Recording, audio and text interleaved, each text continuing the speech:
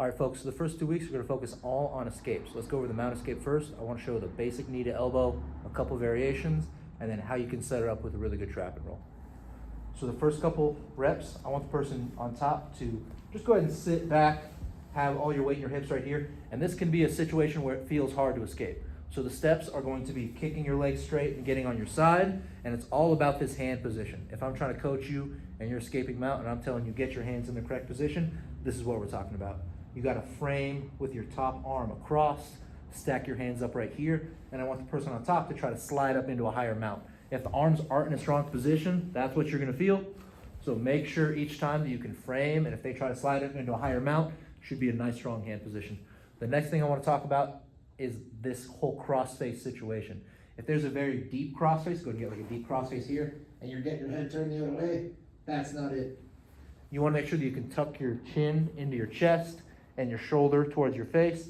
And now, try not to bump the earpiece too much, but when they go for the crossface there, it should feel like it's across your eyebrows and your nose, not so much under your chin. So you can do this escape two ways. If they're just seated up, you can frame, knee them in the butt with your frame there, and slide your leg out. And then for this drill especially, I want you to focus on going all the way to close guard. So keep framing, keep hipping out, and make your way all the way into the close guard right there. I want you to also do the escape. Go jump back in the mount real quick. If they are going for the crossface and you're able to block it, go ahead. It should still feel like you can stay on your side. You can keep the side of your leg on the ground. You can lift their hip up, and you can get that escape right there. And then like I said, for this drill especially, you want to get in the habit of going all the way back into close guard. So I also want you guys to work on, let's get this way a little bit so we stand the frame. I also want you to work on a trap and roll when the hand's in the collar. So let's say you would want to try to escape one way, but there's already a very deep hand in your collar right here, and this is going to stop you from turning that direction. What you would want to focus on from here is trapping the arm. Same idea, get your hands in a good position where your elbows are against their body, trap the foot, and bridge them over right there. Now, especially if this is your first time doing the trap and roll, you don't have any good habits yet, make sure you can also grab this grip and break it as you're posturing up right there. So I think we've all seen at least a trap and roll at least once or two times before.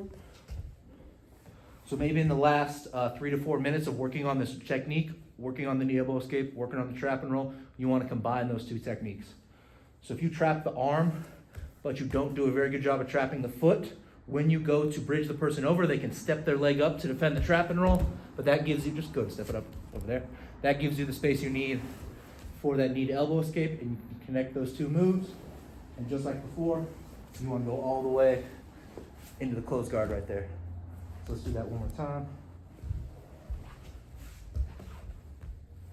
If you're working the trap and roll to the knee to elbow, make sure you can trap the elbow, trap the foot, not so much that they can't pull it out, but really sell the trap and roll by big bridge.